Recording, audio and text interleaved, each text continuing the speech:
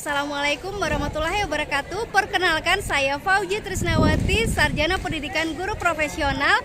Saat ini saya mengabdi sebagai seorang guru IPA di SMP Negeri 1 Woja, Kabupaten Dompu, Provinsi Nusa Tenggara Barat. Saya sedang mengikuti program pendidikan guru penggerak angkatan 9, di mana fasilitator saya adalah Bapak Alfian Jauhari MPD dan pengajar praktik saya Bapak Kurniawansah SPD. Dalam vlog saya kali ini saya akan mengoneksikan materi modul 2.1 memenuhi kebutuhan belajar murid melalui pembelajaran berdiferensiasi dengan modul lainnya.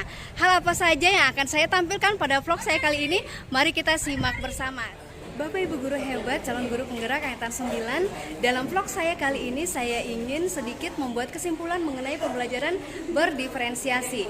Pembelajaran berdiferensiasi merupakan salah satu upaya guru di dalam proses pembelajaran untuk memenuhi karakteristik dan kebutuhan belajar peserta didiknya, di mana guru akan membuat sebuah keputusan yang masuk akal atau common sense dalam memetakan kebutuhan belajar peserta didik, yakni berdasarkan kesiapan belajarnya, minat belajarnya, serta profil belajarnya yang meliputi gaya belajar juga kebutuhan belajar individu lainnya. Menurut Breux and Meiji 2010, Fox and Hoffman 2011, dan Tomlinson 2017, bahwa pembelajaran berdiferensiasi juga dapat didefinisikan sebagai proses belajar mengajar di mana murid dapat mempelajari materi pelajaran sesuai dengan kemampuan, apa yang disukai dan kebutuhannya masing-masing, sehingga mereka tidak frustasi dan merasa gagal dalam pengalaman belajarnya. Bapak Ibu guru hebat, calon guru penggerak angkatan 9, dapatkah pembelajaran berdiferensiasi dilaksanakan di dalam kelas? Jawabannya adalah dapat. Mengapa pembelajaran berdiferensiasi sangat dapat dilakukan di kelas? Karena dapat mengatasi berbagai macam karakter murid. Cara awal yang bisa dilakukan untuk melaksanakan pembelajaran berdiferensiasi adalah dengan memetakan kebutuhan belajar murid. Pemetaan kebutuhan belajar ini bisa dilakukan sebelum melakukan pembelajaran di kelas. Guru dapat melakukan persiapan pemetaan kebutuhan belajar dengan berbagai macam asesmen dan memperhatikan 3 aspek kebutuhan belajarnya, yaitu kesiapan belajar, minat dan profil belajarnya yang meliputi gaya belajar serta kebiasaan belajar murid. Bapak Ibu calon guru penggerak angkatan 9, terdapat 7 alasan mengapa proses pembelajaran berdiferensiasi dapat berhasil dilaksanakan di dalam kelas. Yang pertama, proses pembelajaran berdiferensiasi merupakan pembelajaran yang proaktif. Kedua, pembelajaran berdiferensiasi membutuhkan kualitas bukan kuantitas. Pembelajaran berdiferensiasi berakar pada penilaian lalu menggunakan beberapa pendekatan terhadap konten, proses, dan produk. Pembelajaran berdiferensiasi sendiri berpusat kepada murid dan merupakan perpaduan dari pembelajaran dari seluruh kelas secara kelompok serta secara individual. Dan yang terakhir, pembelajaran berdiferensiasi bersifat organik dan dinamis. Bapak Ibu calon guru penggerak, apa saja sih ciri-ciri dari pembelajaran berdiferensiasi itu?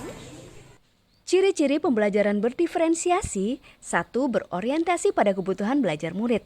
2. Berdasarkan pada keputusan yang masuk akal. 3. Pembelajaran siswa aktif. 4. Terdapat penilaian berkelanjutan.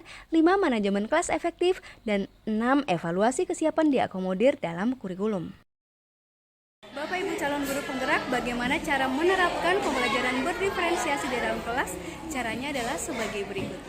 Ada 4 cara yang bisa diterapkan dalam pembelajaran berdiferensiasi di kelas. Pertama, menetapkan tujuan pembelajaran.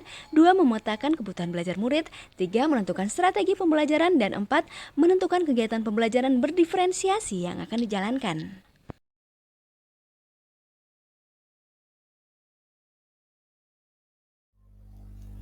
Modul 2.1 berbicara mengenai bagaimana cara guru memenuhi kebutuhan belajar murid melalui pembelajaran berdiferensiasi.